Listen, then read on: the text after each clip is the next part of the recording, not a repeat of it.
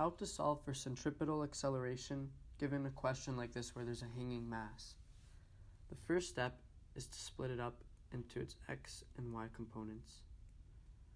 Now we can analyze the y component first, so that means going up and down. So how is this mass moving? Given this diagram, we realize that the mass is not moving up nor down. So we can say that our F net is 0.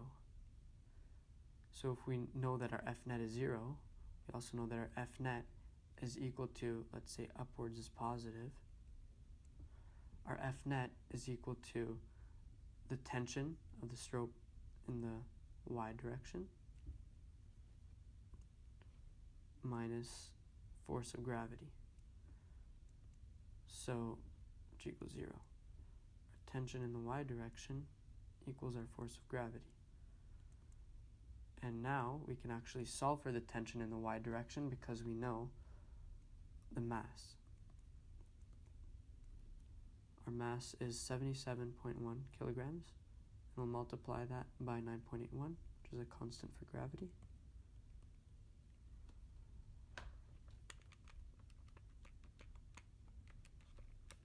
That gives us 756.351 newtons. So now that we know this, we have basically analyzed, if we split this as our tension, we now have this component.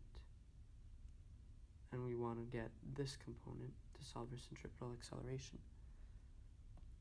So that's why we're going to analyze the x direction.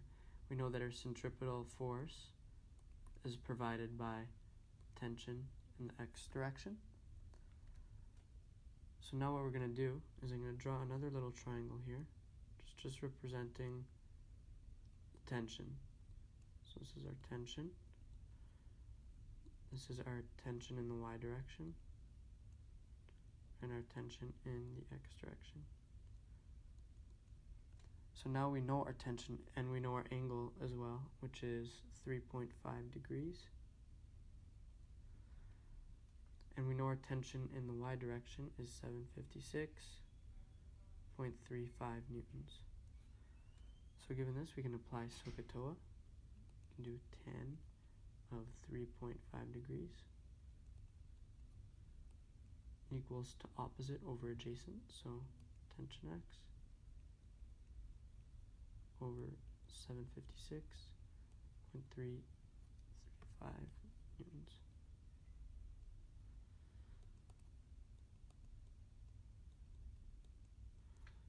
So if we calculate this, do 10 of 3.5 times 756.35, we get a tension in the x of 46.26 newtons. Now given this, we can bring it back into our equation at the top. And we know that centripetal centripetal force is the mass times centripetal acceleration. That's going to equal our tension in the x direction, which we just calculated as 46.26 newtons. And we know our mass is 77.1. So now we can calculate our centripetal acceleration. So we divide 46.26 by 77.1, and we get a centripetal acceleration of 0.6 meters per second squared.